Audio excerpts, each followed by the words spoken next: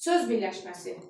İki və daha artıq sözün məna və qrammatik cəhətdən birləşməsinə söz birləşməsi deyilir. Gəlin birinci araşdıraq ki, məna və qrammatik cəhətdən bu niyə deyilir? Baxın, iki dənə söz qoyuram yanaşı. Ağıllı, tutaq ki, kitab. Ağıllı kitab olmaz. Ağıllı qız olar, düzdürmü? Deməli, bunlar məna cəhətdən uyğun gəlmədilər. Bir də belə söz birləşməsini belə başa düşürlər. Mən bunu dünən fikirləşmişəm ki, belə bir nümunə çəkəcəm. Yanaşı cümlə üçün yanaşı sözlər çox olur. Yəni deyirsən ki, bunlar hamısı birləşmədir. Uşaq sonra elə düşünür. Bax, elə bilin ki, bir var ki, biz ana-bala durmuşuq dayanacaqda, bir-birimizi tanıyırıq. Bir də var ki, mənim yanımda başqa biri durur. Bu başqa birində mənim heç bir əlaqəm yoxdur. Düzdür? Və bu söz birləşməsi deyil.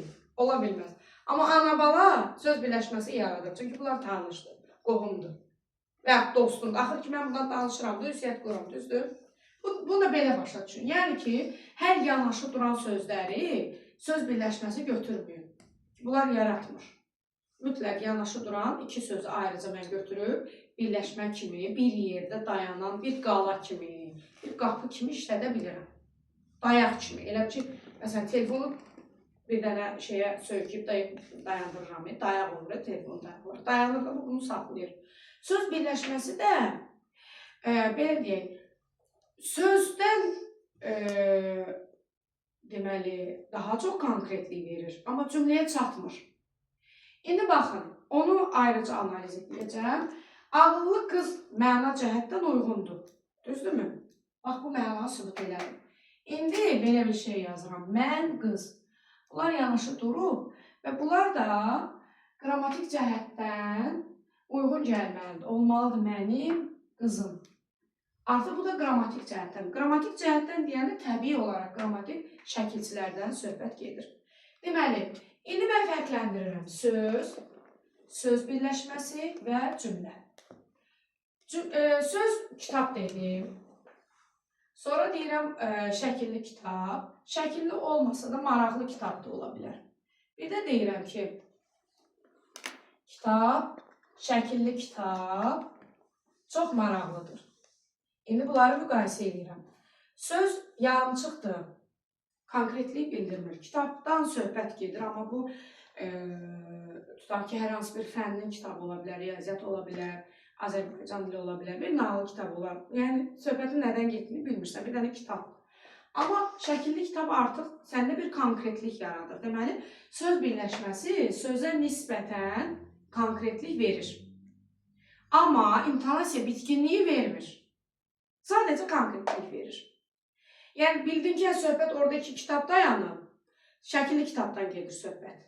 Çatdı sənə? Amma şəkilli kitab çox maraqlı deyəndə fikir bitdi, söhbət nədir, informasiya nədir, çatdırılası fikir nədir, qoy yerə qulaq as mənə. Çatdırılası fikir nədir, artıq onu yəqin elədim, dəqiqləşdirdim özüm üçün. Ona görə də burada intonasiya bitkinliyi var. Ona görə də buna deyilir ki, cümlə bitmiş fikri ifadə edir. Deməli, uşaqlar, qayıdırıq söz birləşməsinə. Söz birləşmələri elə bir tərkibdir ki, tərkib də niyə deyirəm? Çünki onlar ayrı yazılır. Ayrı yazıldığına görə tərkib deyilir. Söz birləşmələri ifadə vasitəsinə görə iki yerə bölünür. Deməli, ismi və feili birləşmələr. İsmi birləşmələr odur ki, təsvir olsun ki, uşaqlar ismi birləşmə deyəndə isim yadlarına düşür. Halbuki mən onu həmişə düzgün deyirəm ki, düzgün də yadda saxlasınlar. Çünki müəllimin, belə deyək, işi, funksiyası nədir? Bir şeyi düzgün öyrətmək.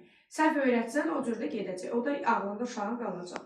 İsmi birləşmə odur ki, deməli, əvvəlcə belə bir şey deyim. Söz birləşməsində mən iki tərəf ayırdım özüm üçün. Söz birləşməsində ən az iki söz olur. 5, 6, 7, 8, 10 söz də ola bilər.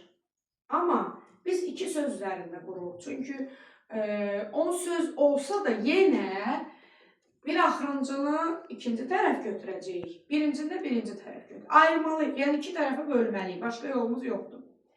Deməli, bax bu ikinci tərəfdir, bu əsasdır. Bu isə birinci tərəfdir, bu asılıdır. Bu bundan asılıdır mütləq.